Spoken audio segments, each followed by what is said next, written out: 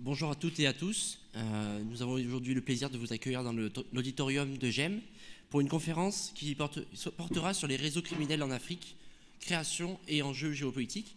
Donc, le Festival de géopolitique a l'honneur d'accueillir aujourd'hui Monsieur Antoine, qui est docteur en géopolitique à l'Institut français de géopolitique. Vous êtes aussi spécialiste européen du trafic d'armes et travaillez également sur les questions de la géopolitique, du crime organisé et de la sécurité publique. Vous travaillez aussi en collaboration avec HEC sur les problématiques de la géopolitique business et vous allez donc nous exposer aujourd'hui cette conférence. Merci beaucoup. Bonne conférence à vous. Merci Thomas.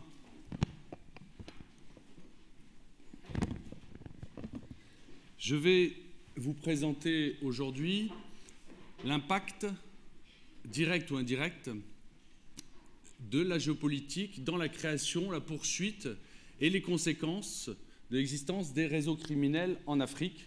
Qui dit réseau dit organisation, à différentes échelles, bien sûr. Alors pour commencer, en guise d'introduction, je vais rappeler quelques éléments que l'on connaît tous, à savoir que le continent africain, depuis un demi-siècle, a connu de nombreux changements, que ce soit des changements géopolitiques, bien sûr, mais également politiques, démographiques, et que se sont collés sur les territoires des pays africains, sur la base des traditions ancestrales, qu'elles soient culturelles, religieuses ou sociales, des codes pénaux, des codes de procédure pénale, hérités et importés des anciennes puissances coloniales. Et ça a une importance majeure, justement, pas dans la création des réseaux criminels, mais dans la compréhension de ces réseaux criminels et de leur création et de leur poursuite. D'un point de vue purement démographique, en 1900, le continent africain comptait approximativement 100 millions de personnes, 640 millions en 1990 et à l'heure actuelle environ 1,2 milliard. Et selon l'Institut national des études démographiques, on suppose qu'en 2100, on pourra compter sur 4 milliards d'habitants sur le continent africain. Alors ça a des conséquences, bien sûr, puisqu'on peut supposer que ça constituera une sorte de bombe à retardement, pas uniquement d'un point de vue démographique, ça dépend comment on regarde, soit c'est un dividende démographique, soit une bombe à retardement, et l'avenir nous le dira, si tant est qu'on puisse lancer des initiatives pour qu'elles ne deviennent que des dividendes. Alors sur quelle base démographique s'est constituée cette croissance? Sur un taux moyen de fécondité de 4,7 enfants par femme sur ce continent, alors que la moyenne mondiale est de 2,5. Un âge médian de 20 ans, alors qu'il est beaucoup plus âgé sur les autres continents et notamment en Europe. Mais également la constitution, sur la base d'un amoncellement rapide de personnes dans et aux abords des villes, la constitution, je disais donc, de 57 mégapoles de plus d'1 million d'habitants. Si on s'appuie sur les réseaux criminels, qui dit réseau criminel dit législation. Ça va sans dire, ça va encore mieux en le disant, mais qui dit législation dit question, cette législation ou ces législations nationales sont-elles adaptées aux besoins, car le mot besoin est central justement pour les populations dans cette thématique des réseaux criminels. Et ça nous pousse à nous poser la question suivante.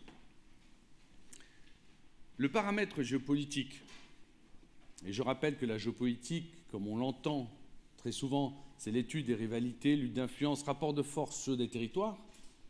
Est-ce que ce paramètre géopolitique est totalement ou en partie à l'origine de la création de ces réseaux criminels, de leur développement?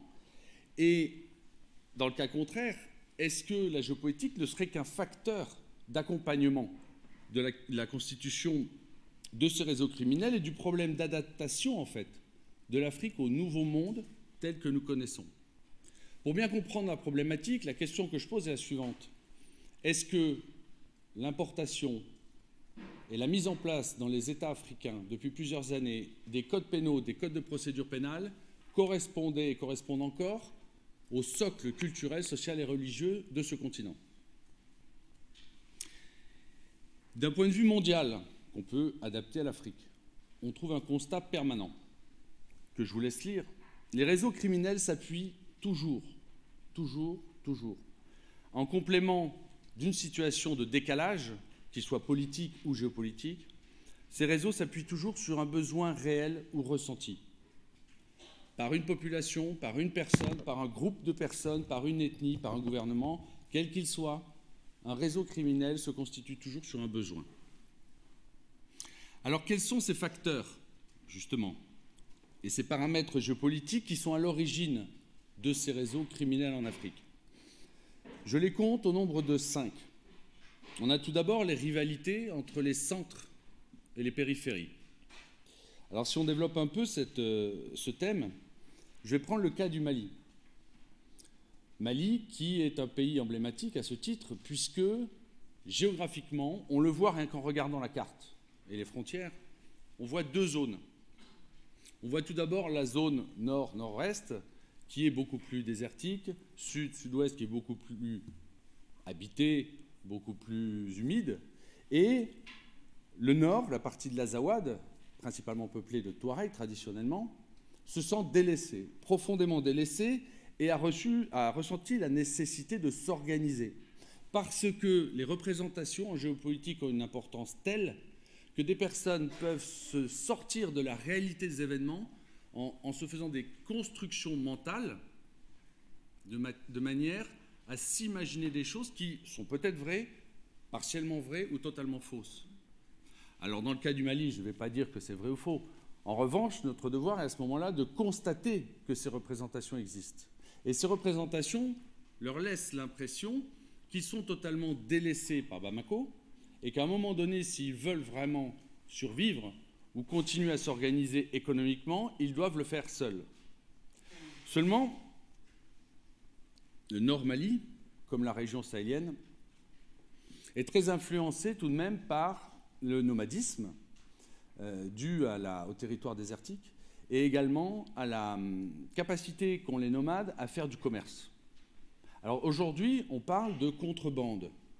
La contrebande correspond à une infraction que l'on trouve donc dans un code pénal.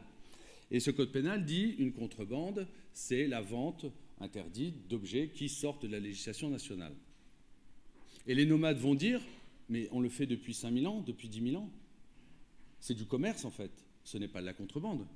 Nous, on a l'habitude de tourner en permanence pour vendre nos objets. Alors certes, avant, c'était peut-être des tissus, c'était du sel, c'était différentes matières.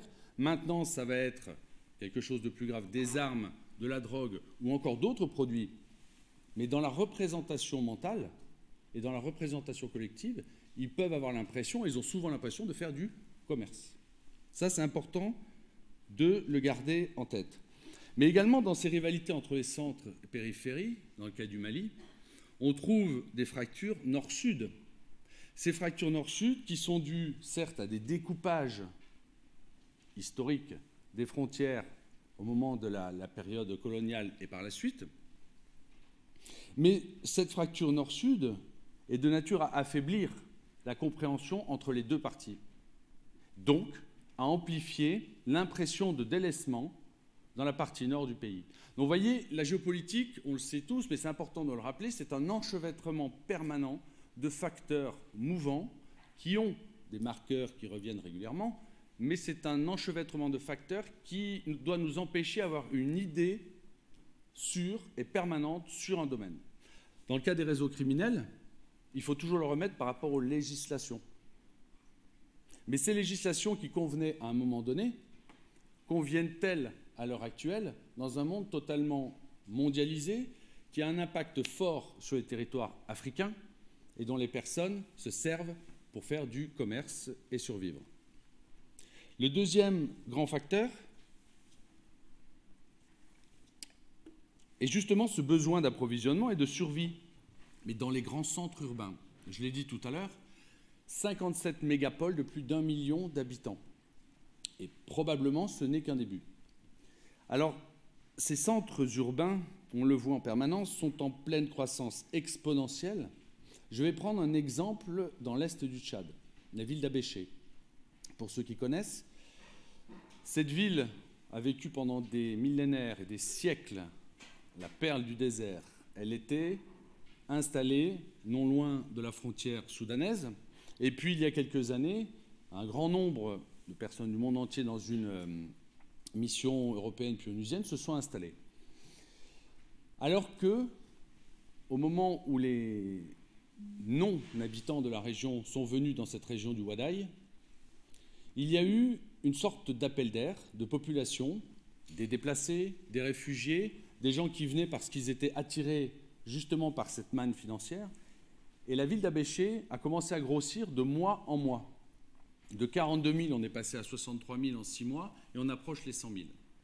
Est-ce que les structures culturelles, commerciales, traditionnelles, nomades, permettent un bouleversement démographique dans ces centres urbains aussi vite? Mon opinion est que non. Et la preuve en est que des réseaux criminels se sont constitués à ce moment-là extrêmement vite. Pourquoi? Mais parce qu'il fallait assurer un approvisionnement, parce qu'il fallait permettre à l'eau de venir, parce qu'il fallait permettre tout simplement une certaine santé publique et éviter les maladies. Donc les gens se sont organisés avec le système D, qui est très développé souvent en Afrique, on le sait tous, et sur la base de ce besoin qui n'était pas ressenti, qui était vraiment réel, on a eu la création de réseaux criminels pour donner des produits, pour donner accès à des produits pour des familles qui arrivaient, qui s'installaient dans une petite maison et qui d'un seul coup avaient besoin de manger 3 fois par jour comme n'importe quel être humain sur la planète. Abéché constitue un exemple particulièrement flagrant sur ça parce que ça ne s'est pas fait en une décennie, ça s'est fait en 6 mois. 6 mois, sur l'échelle de l'histoire, c'est une microseconde. Le troisième grand facteur, c'est le désœuvrement croissant de la jeunesse africaine. Ça fait 3 jours que c'est un thème récurrent dans les conférences. C'est quelque chose qui est de plus en plus prégnant en Afrique. Parce qu'on ne peut pas en vouloir à des jeunes de 20 ans qui n'ont pas de travail de ne pas avoir l'impression d'avoir un avenir, de ne pas avoir d'espoir, en fait. Je passe, malheureusement, par manque de temps, sur le problème des enfants soldats, qui est encore quelque chose de très grave, mais qui, heureusement, ne constitue pas la majorité de la jeunesse. Et cette jeunesse, ça a été dit et redit dans certaines conférences, a grosso modo 4 possibilités pour gagner de l'argent, pour certains. Ceux qui n'ont pas accès à la scolarité ou à une certaine possibilité de s'élever socialement ont 4 grandes possibilités. La contrebande, que certains vont appeler le commerce, le trafic de drogue, la fuite vers l'Europe ou ailleurs, et de plus en plus le djihad, effectivement. Et quelles sont les raisons de ces 4 fuites, de ces 4 possibilités d'espoir?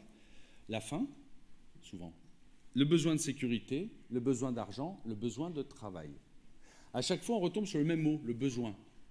Je répète, qui sera ressenti, ou dans ce cas, parfaitement réel. On a 75 millions de chômeurs dans le monde, 38, c'est-à-dire la moitié, sont en Afrique. Et 38 millions sont extrêmement jeunes.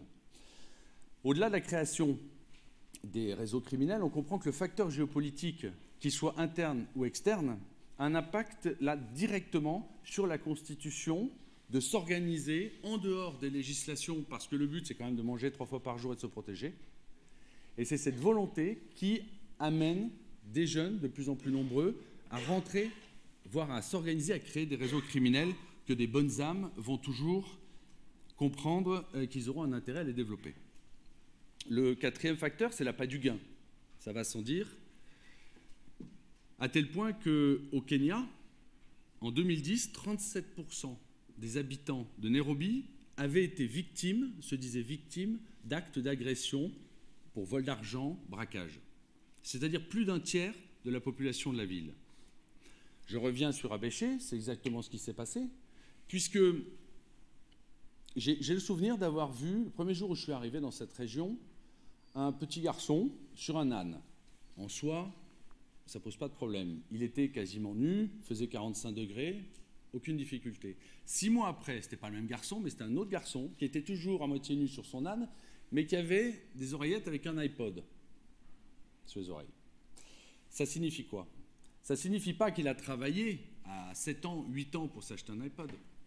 Ça signifie que par une filière, il a eu la possibilité d'en récupérer un. Soit ça a été vendu par la contrebande, soit ça a été volé. Mais si c'est le cas, quel est le besoin d'un enfant d'avoir un iPod alors qu'il n'a rien d'autre et qu'il est à moitié nu sur son âne? Je ne veux pas que ça paraisse être une caricature, mais ce qui est important de comprendre, c'est qu'il y a eu et il y a encore des gaps technologiques qui ont créé des convoitises et des besoins d'appât du gain pour faire comme les autres.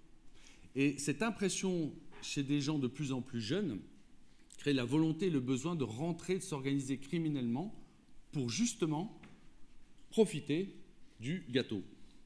Le dernier facteur, avant de basculer sur les enjeux, c'est l'application des réseaux de contrebande, sur des réseaux de contrebande, des idéologies extrémistes.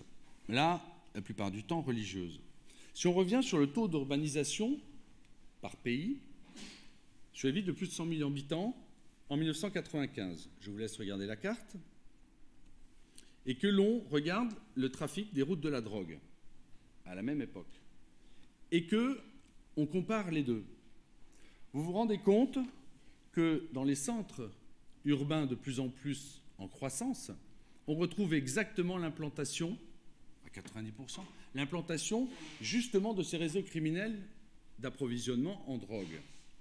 Alors, sur la base de ces micro-territoires ou territoires importants qui se criminalisent, des idéologies, justement, en profitent parce que ces territoires sortent du cadre légal pour s'implanter, s'organiser en dehors de la législation et développer des foyers djihadistes, comme on le voit de plus en plus, Nigeria, Sud-Libye, Nord-Mali, et d'autres exemples, malheureusement, risquent d'arriver très rapidement. Alors, le but de l'exacerbation de ces réseaux de contrebande à des fins extrémistes consiste justement à exacerber les failles et les besoins pour les amplifier. Les amplifier sur des prétextes fallacieux quelquefois, mais quelquefois sur des vraies réalités. Ce territoire n'est pas suffisamment organisé, c'est de la faute de l'État, donc vous devez vous organiser, et des djihadistes, je les ai vus, le font clairement et haranguent les foules pour dire vous devez vous défendre et vous devez combattre. Donc c'est une situation assez simple, assez facile pour eux, parce qu'à partir du moment où le besoin est là, il ne suffit que de l'amplifier et de faire ouvrir les yeux sur une impression qu'on leur donne. Alors quels enjeux ces créations de réseaux criminels impliquent? Ils sont tout d'abord importants, ces enjeux, pour les réseaux criminels eux-mêmes, qui évoluent.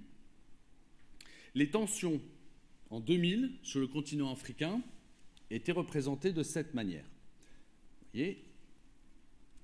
Et 15 ans après, ils avaient bougé, une translation vers le nord, vers la zone sahélienne.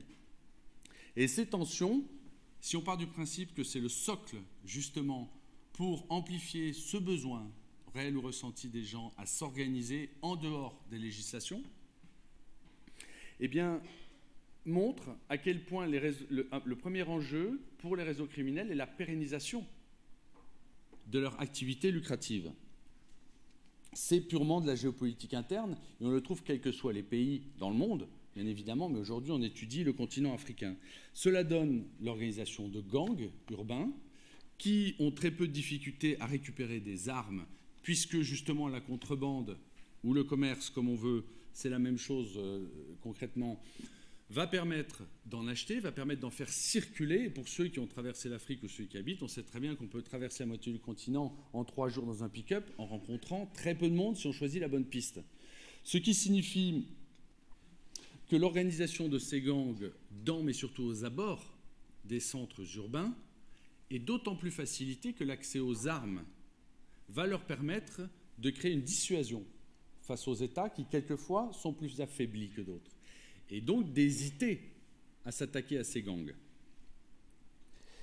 Qu'est-ce que cette pérennisation implique ? Eh bien, un besoin toujours croissant d'armes et de munitions.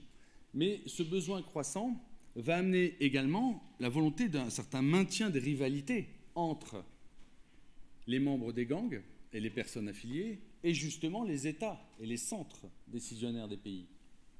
Parce qu'à partir du moment où le besoin n'existe plus, il y a de grandes chances, le besoin réel ou ressenti n'existe plus, il y a de grandes chances que les membres ne trouvent plus intérêt, en fin de compte, à aller dans le milieu criminel et à rentrer dans le rang, puisque profondément, un être humain est plutôt tenté d'être tranquille et de faire quelque chose de calme, plutôt que de prendre le risque de se faire tuer ou d'aller en prison. On trouve également des enjeux pour les systèmes étatiques et supranationaux, qui sont extrêmement nombreux.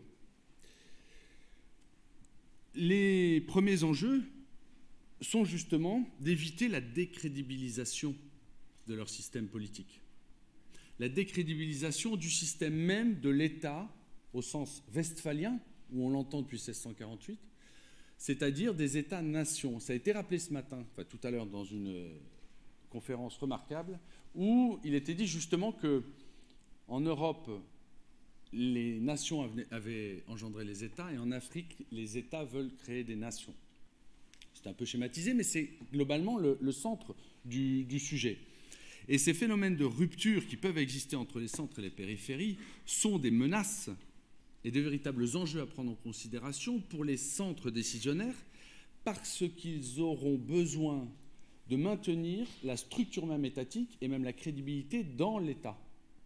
Ce que de nombreuses populations, et plus elles sont jeunes, plus elles sont crédules, de nombreuses populations vont commencer à dire « mais nous n'avons pas besoin d'État ». Donc nous aurons besoin d'une superposition de réseaux criminels qui seront de plus en plus importants, mais qui vont nous apporter à manger. Il y a également un autre enjeu pour les États, c'est la détection à la fois des cellules terroristes, mais également des cellules criminelles très organisées. À ce titre, je vous ai montré, je vous présente la carte, la Highway 10, c'est-à-dire l'autoroute numéro 10, connue mondialement et qui amène la cocaïne depuis l'Amérique latine jusqu'à l'Afrique occidentale. Et c'est bien dans les centres urbains que ça arrive. Et à partir des centres urbains, on quitte les centres pour aller vers les périphéries et traverser aussi jusqu'en Europe. Alors, la détection de ces cellules, qui implique un combat efficace par la suite, va permettre de, à un moment donné, pouvoir mieux comprendre le mécanisme de criminalisation de certaines populations urbaines. Certaines populations urbaines, et là c'est un autre enjeu, qui vont de plus en plus, et c'est le cas depuis quelques années, se rebeller. Et tout ce qui est maintien de l'ordre, rétablissement de l'ordre en situation insurrectionnelle, donc de plus en plus violente, va impliquer des mini-révolutions urbaines, comme nous les avons déjà connues, et comme l'Afrique commence à les sentir. Mais un des enjeux pour les États sera d'apporter une réponse dans le domaine public pour éviter les pillages qui amèneraient des vols d'armes, et ces vols d'armes qui amèneraient un armement encore plus conséquent des gangs criminels. Donc, vous voyez, c'est un peu un cercle vicieux d'enjeux sur lequel on ne peut en laisser aucun de côté. Mais l'Afrique a bien compris les enjeux. C'est pour ça qu'il y a trop peu, certes, mais il y en a quand même, des think tanks, des institutions, des groupes qui se sont créés ces dernières années. Je pense notamment à l'EI-Force, pour ceux qui connaissent, qui sont au Cameroun, qui prennent en compte directement ces menaces pour apporter une réponse opérationnelle face à ces réseaux criminels, en faisant fi de la géopolitique des territoires et des États, et en impliquant différentes personnes, y compris de l'Europe, pour réfléchir sur ça et apporter une réponse face aux insurrections, face aux gangs, face aux menaces qui pèsent dans la rue sur les enfants, sur les adolescents. Alors, ça a été le cas, c'est le cas également depuis octobre 2014, de l'IAGO. L'IAGO, c'est l'Institut africain de géopolitique, trop peu connu, qui a un mérite, c'est déjà d'exister et faire de la géopolitique, ce qui, à mon sens, est quand même le plus beau des mérites, mais en plus de ça, qui a très bien compris que le problème n'était pas uniquement étatique, qu'il n'était pas uniquement démographique, que le problème de la sécurité publique, des crimes et des déstabilisations territoriales est à prendre en compte d'un point de vue géopolitique. Je vous invite d'ailleurs à aller regarder sur leur site. C'est un think tank en construction, mais c'est un think tank qui a forcément un avenir monumental devant lui.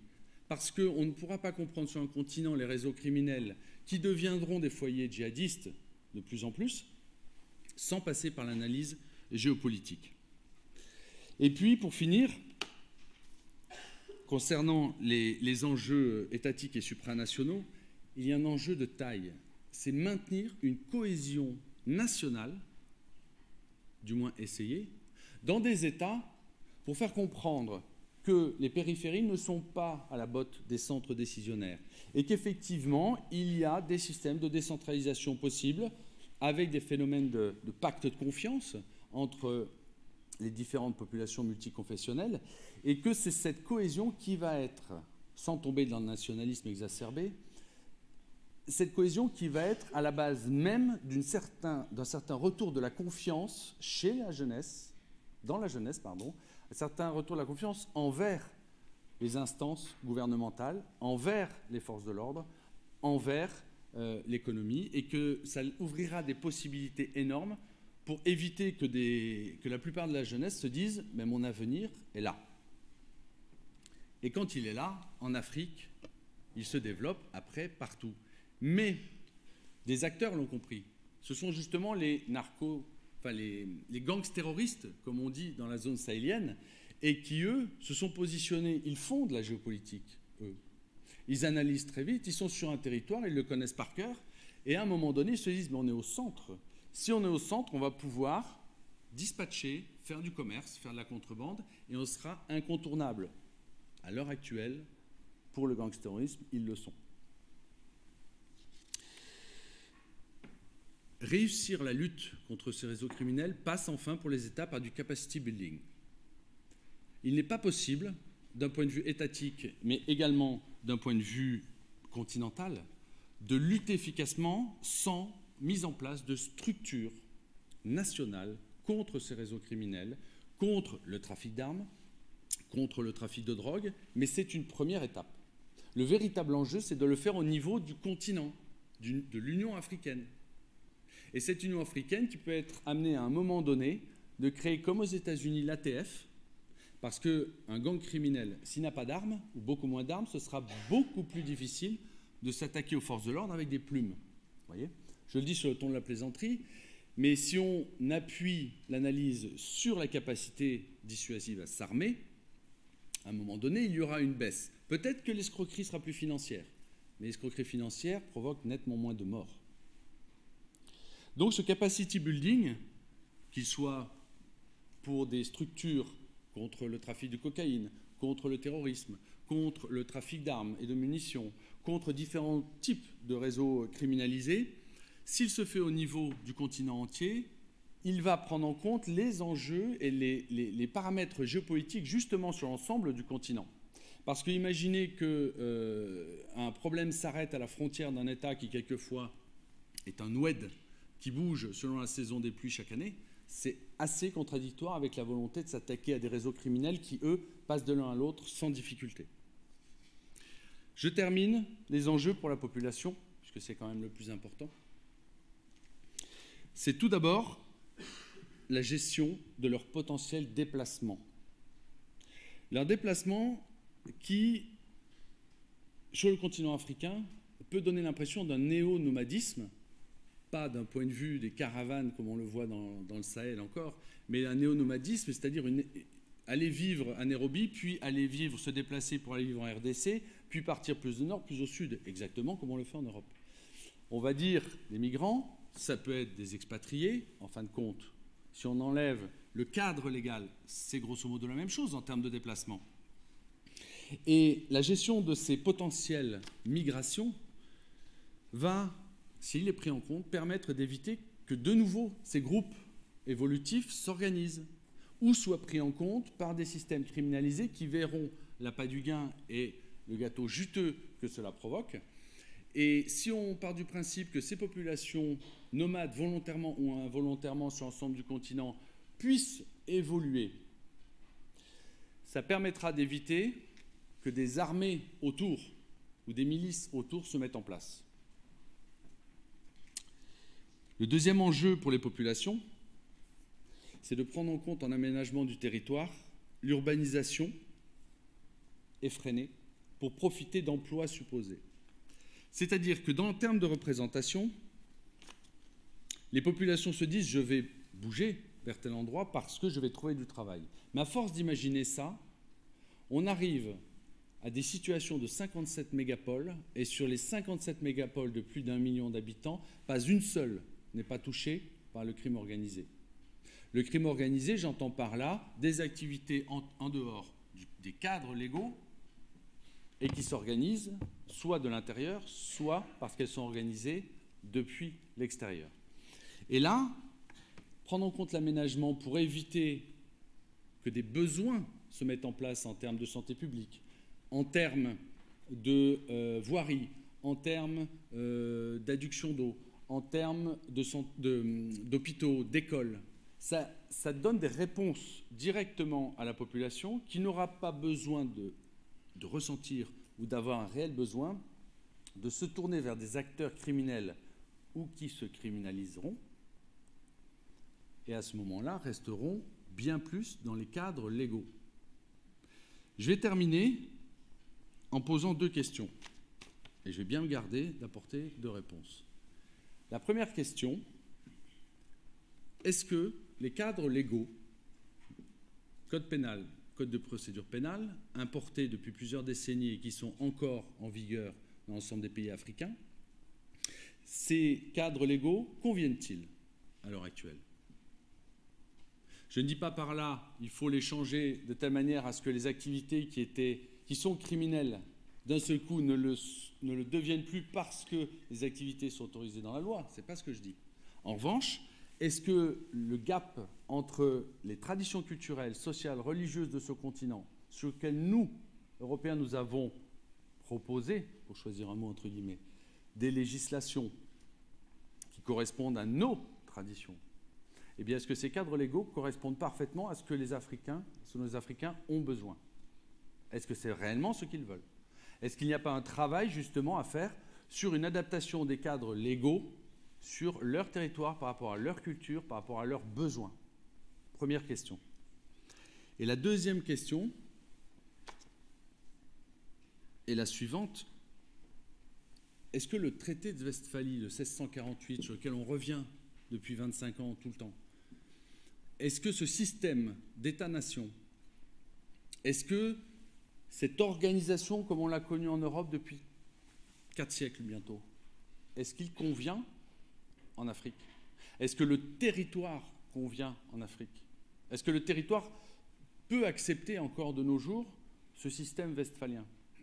Est-ce que le territoire, est-ce qu'on peut partir du principe que le continent africain est un territoire bien particulier qui doit lui-même organiser à l'intérieur de ses territoires et de son continent, organiser sa propre législation, organiser sa propre méthode de gestion politique et à un moment donné lancer toute une révolution intellectuelle, je dis bien, pour apporter lui-même, par le biais de l'Union africaine, sa propre réponse qui aura pour conséquence et pour avantage de laisser voir aux populations de plus en plus jeunes, je le rappelle, qu'ils n'ont peut-être pas à vivre en Afrique selon le mode européen, mais qu'ils ont peut-être besoin de vivre en Afrique selon le mode africain. Je vous remercie.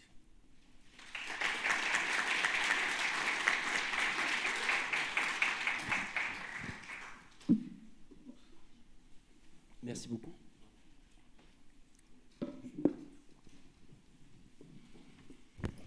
Nous allons passer aux questions. Voilà, merci.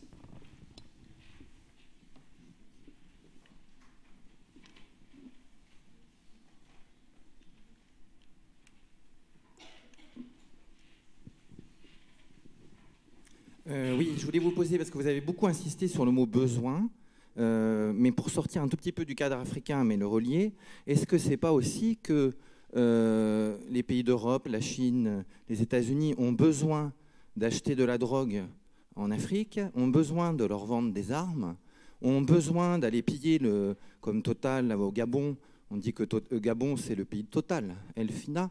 Est-ce que ce n'est pas aussi ce qu'on a appelé, moi je suis prof d'histoire en lycée, le néocolonialisme, c'est-à-dire ce colonialisme financier?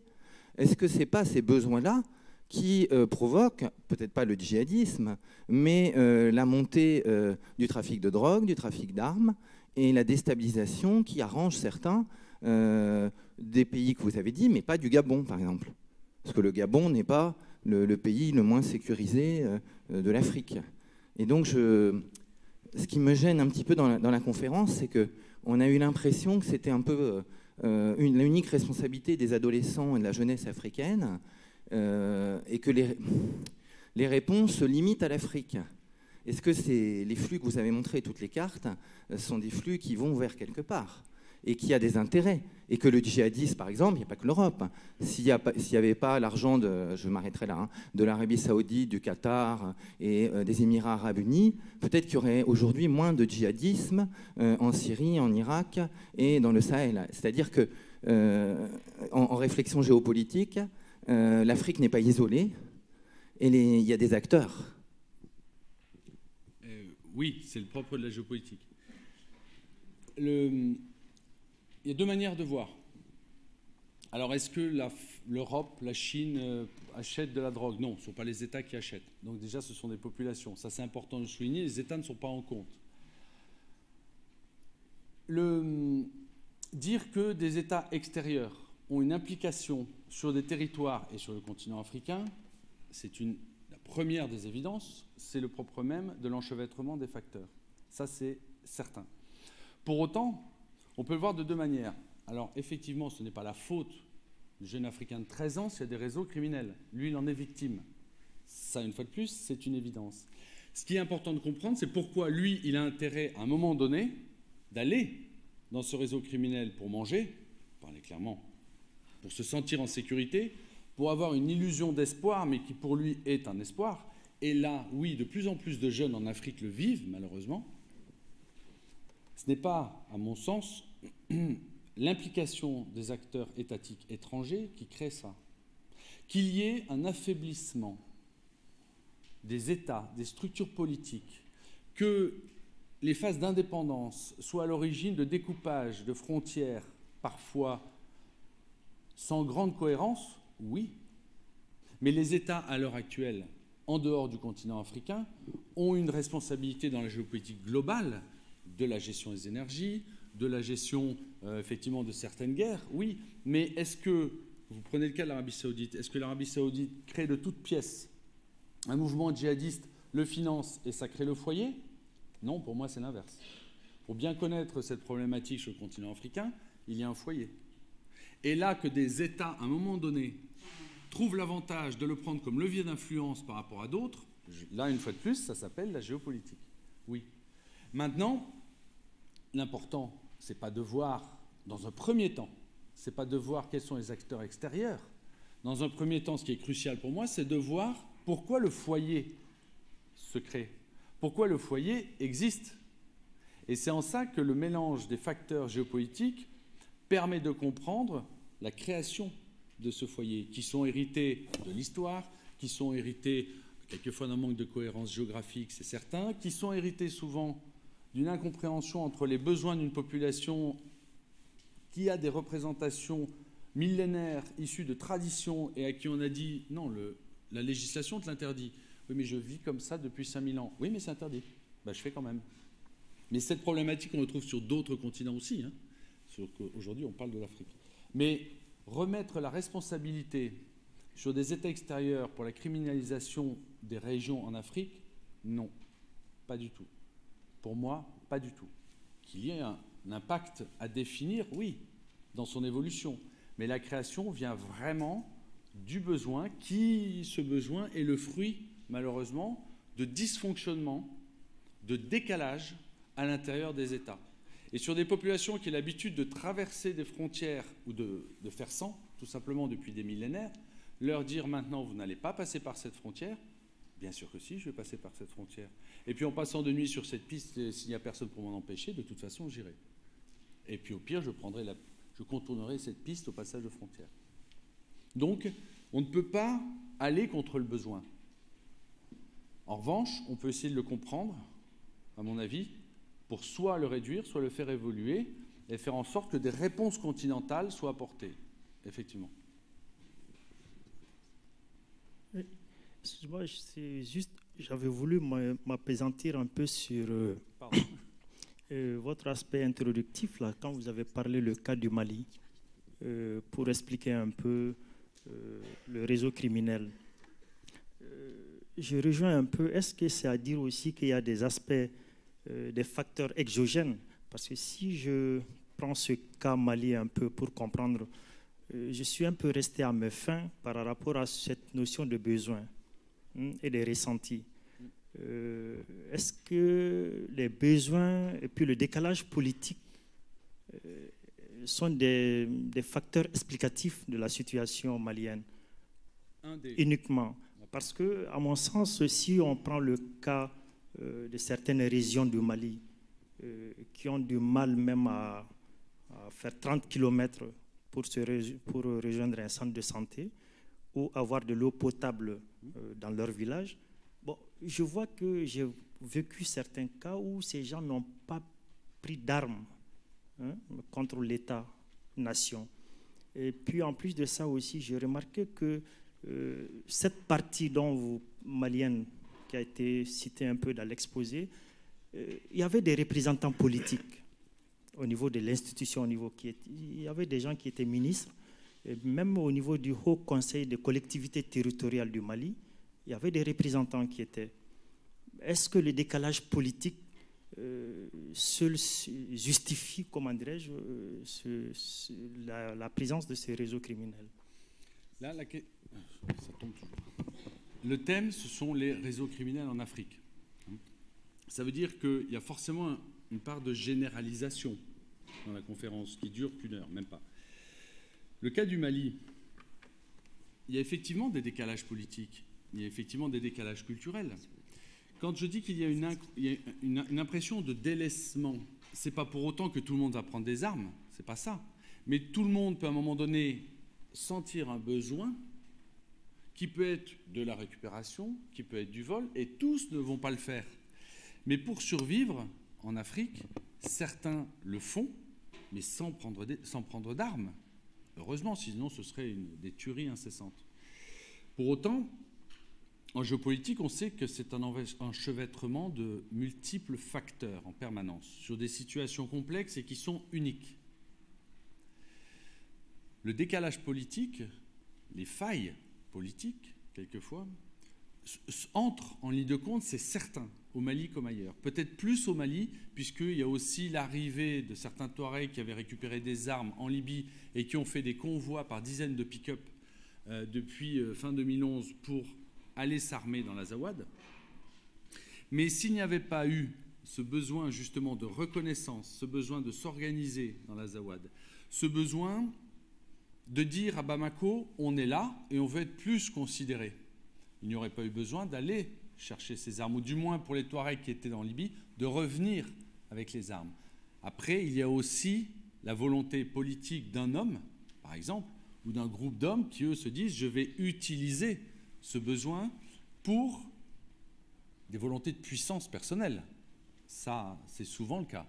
Mais là, on n'entre pas réellement dans un système criminel pur. On peut rapidement rentrer dans un système plus terroriste, vous voyez, avec ou sans idéologie religieuse. Pour autant, il y a l'importance des représentations. Et c'est là que rentrent en ligne de compte, je le répète encore, les cadres légaux et les législations importées. On va dire, c'est interdit de faire ça, vous l'avez fait, vous êtes un criminel. Pas forcément dans sa tête.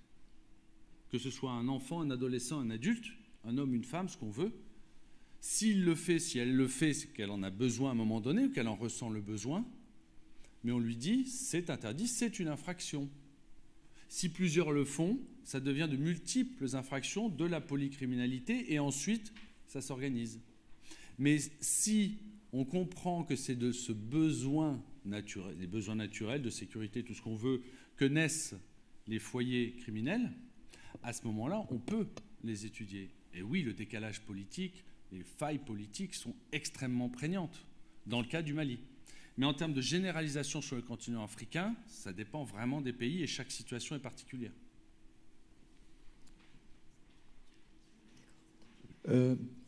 Merci. Vous avez utilisé un mot djihadisme. Le foyer... Je ne vois pas où vous êtes, pardon. Pardon ? Je ne vois pas où vous êtes. Ah, pardon. D'accord, merci. Vous avez parlé d'un foyer djihadiste. Et ça nous donne l'impression que le réseau criminel crée le foyer djihadiste. Non. Si on utilise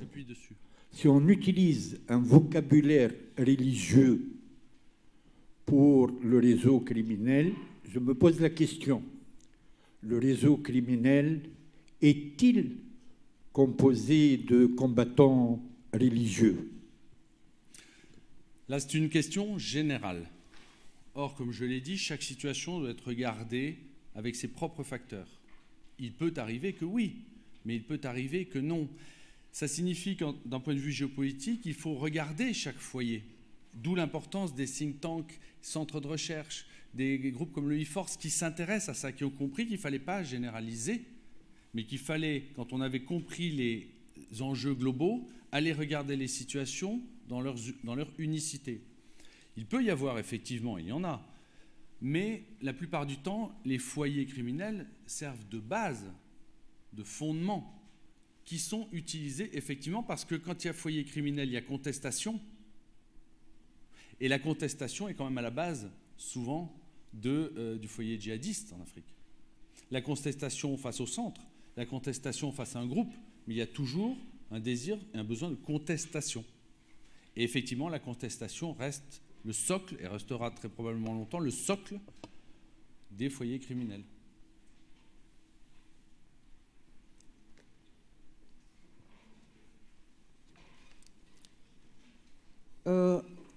J'aimerais vous remercier pour la qualité de votre présentation. Ça se sent que vous êtes un fin technicien du domaine, mais vous avez présenté le sujet avec une telle simplicité qui tranche avec le commun de présentation sur les sujets de cet ordre-là. Je vous félicite pour la qualité de cette présentation. Merci. Je suis Idrissa Ouattara, auditeur au Centre d'études diplomatiques et stratégiques antenne régionale de Dakar. J'ai bien suivi votre présentation et puis l'analyse que j'aimerais apporter tout simplement avant de poser ma question, la question que j'ai à vous poser, c'est qu'évidemment, lorsque vous posez la situation de la criminalité organisée ou de la criminalité financière dans le contexte géopolitique, ça me met dans l'embarras de dire qu'il y a bien des facteurs en dehors du cadre géopolitique qui, effectivement, causent une progression des réseaux criminels et en particulier des réseaux criminels organisés. Et parmi les facteurs, j'en découvre 3, principalement. Il y a les facteurs structurels. Dans le continent africain, la pauvreté, c'est un fait. Et le fait que ça s'enlise dans le temps et que ça finisse par devenir j'allais dire, un handicap majeur dans le système des États. Et il y a le fait que les États africains n'arrivent pas à réunir les conditions de redistribuer les outputs aux populations locales. C'est un facteur structurel, ça s'enlise dans le temps. Il y a également des facteurs accélérateurs, et comme vous l'avez dit, c'est dû à des décalages politiques, à des situations de décalage politique dans les États. Et il y a effectivement les facteurs détonateurs de ces criminalités organisées. Et ces facteurs détonateurs, à mon avis, c'est plutôt, j'allais dire, la faiblesse du système. C'est les opportunités d'expression de la criminalité organisée. Et parmi les formes d'expression criminelles opportunistes, je découvre la faiblesse du système financier, qui fait en sorte que, nous sommes situés dans un cercle vicieux à partir duquel tout commence par le fait qu'on a la possibilité de s'enrichir illicitement, à travers le trafic de drogue, le trafic d'armes, et qu'on a la possibilité dans le système financier d'introduire notre masse d'argent, notre quantité d'argent, notre richesse acquise illicitement dans un circuit qui nous permet de dissimuler l'origine de ces fonds. Et plus tard, on aboutit finalement à la possibilité de prêter donc, notre contribution au financement du terrorisme. Donc, après, on en revient encore à la criminalité organisée.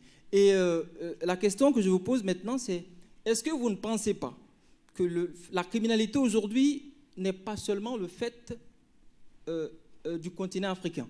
Nous avons le groupe d'action financière qui a proposé 30 plus 9 recommandations qui visent effectivement à juguler la criminalité financière, à s'attaquer ça sous la forme d'un système financier qui a des mesures de conformité auxquelles les États ainsi que les institutions financières doivent s'y conformer. Alors, est-ce que le fait que le groupe d'action financière qui est de l'Europe s'attaque à la criminalité organisée aujourd'hui de cette façon-là, en enjoignant les systèmes financiers à s'approprier donc les 30 plus 9 recommandations révisées du GAFI, n'amène pas à penser que la criminalité organisée n'est pas le fait géopolitique, et en particulier géopolitique africain? Je vous remercie. En gros, votre question, c'est le crime organisé est vraiment développé en Afrique et c'est une problématique surtout africaine? Dieu vous entende. Depuis 21 ans, je me rends compte que malheureusement, non. Ce n'est pas du tout une problématique uniquement africaine, c'est une problématique exclusivement humaine. Et la problématique humaine a lieu dans plus de 4 milliards d'endroits dans le monde. 4 milliards d'endroits, ce sont 4 milliards de cœurs humains. Et l'Afrique est très touchée, l'Europe est très touchée, l'Amérique latine, l'Amérique du Nord, tous les continents, même les espaces maritimes sont touchés, et même les pôles, un jour, Nord et Sud, seront touchés. Malheureusement, non, l'Afrique n'est pas la seule et ne sera pas, malheureusement, la seule à vivre cette problématique. En revanche, l'Afrique a des grosses menaces qui pèsent sur elle, mais elle a quelque chose que les autres continents n'ont pas. Certes, la menace pèse sur la jeunesse, mais au moins la jeunesse, elle l'a. Et c'est par le biais de cette jeunesse, par le biais de l'éducation, par le biais de l'adaptation, que l'Afrique, à mon sens, face à la criminalité organisée, pourra s'en sortir. Elle en a, à mon avis, la possibilité, mais je pense qu'elle en a le devoir, et pas que pour elle, elle en a le devoir pour l'ensemble de la planète. Ce qui veut dire que l'Afrique, qui est le continent de l'avenir, je pense, l'Afrique a cette responsabilité et il ne faudra pas qu'elle passe à côté de ce rendez-vous. Merci. Donc, ce sera là pour la dernière question. Donc, je m'appelle David Vigneron, je suis chercheur au GRIP. Et ma question va être très courte. C'était juste, est-ce que vous pourriez expliciter la corrélation que vous faites entre, on va dire, les zones de passage de la drogue et les zones urbaines? Merci beaucoup. Vous avez 2 heures? 2 minutes. En plus, vous travaillez au GRIP, donc ce sont des problématiques que vous connaissez avec les armes.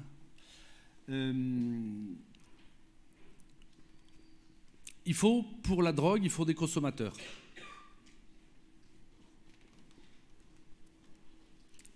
Voilà. Il faut des consommateurs pour qu'il y ait des acheteurs de drogue. Il faut qu'elles arrivent, ces cargaisons de drogue. Elles circulent, mais sur les territoires à travers desquels elles circulent, c'est pas là qu'elle est consommée, principalement. Donc la corrélation entre trafic de drogue et centres urbains est simple, les consommateurs.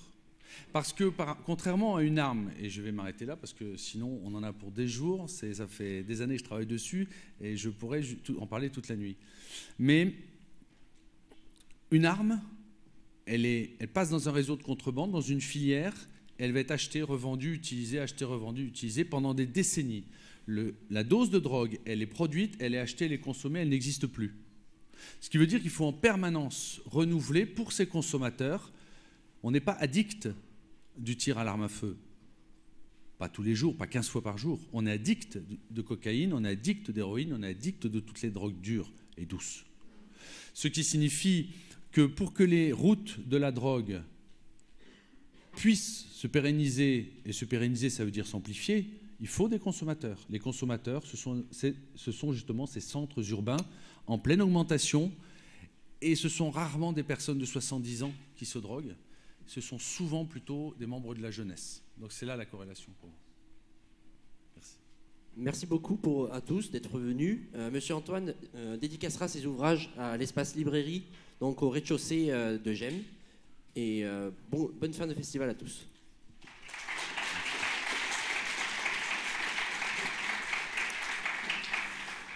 Merci.